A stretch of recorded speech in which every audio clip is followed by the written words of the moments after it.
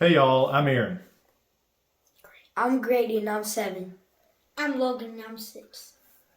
A couple of years ago, I was asked to tell our generosity story.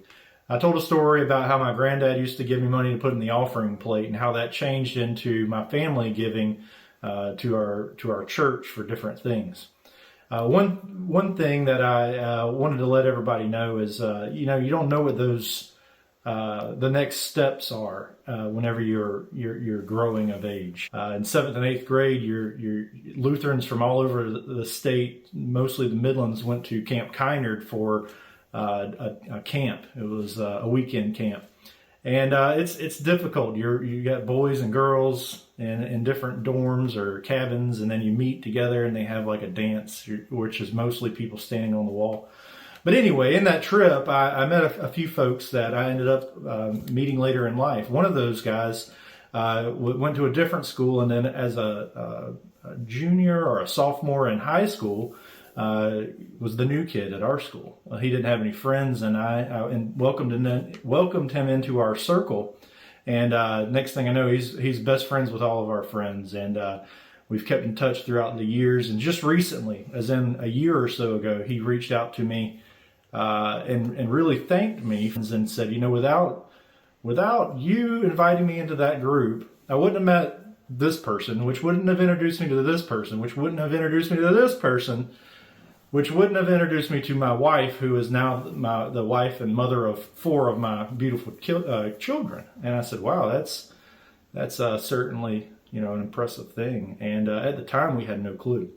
We were just going through that awkward middle school phase at Camp Kynard. But as uncertain as that journey is, there's some things that we can be intentional with, and that's our generosity. So generosity as in like being kind to others, being very grateful for all of God's abundance, things of that nature, and ultimately financially. In my generosity journey, is I plan to be more intentional with our giving. We typically give our normal to current, and then I also look forward to giving to other campaigns.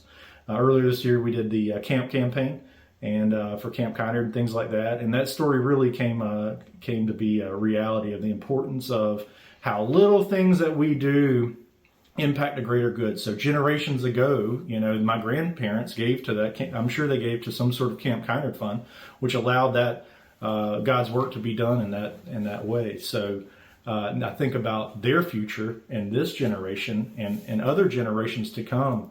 It benefits from the generosity that we give today. So cool little story from my past, and I hope that one day they have the opportunity for that generational generosity. So again, plan to give more to our give, in addition to our current giving, also to our other campaigns. So that's it. Grady, what would you like to do? I'd like to keep giving to the bucket, and I'd like to have my own offering envelopes. Offering envelopes. I would like to have my own offering envelope too. Okay, I know you like to mess with the ones on the pew. This is our offering envelope for this week, October 29th. This is in addition to what I want to talk about. It says, during a severe ordeal of affliction, their abundant joy and their extreme poverty have overflowed in a wealth of generosity on their part. It's from 2 Corinthians.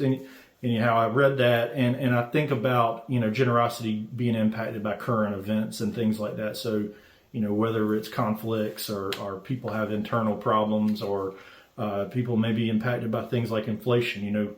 Things cost a lot more these days. And that one really spoke out to me too. So it's real easy to say, I can't give right now because whatever. But these are all God's things, and it's the right thing to do. So thank you for listening. Have a good day. Bye. Bye.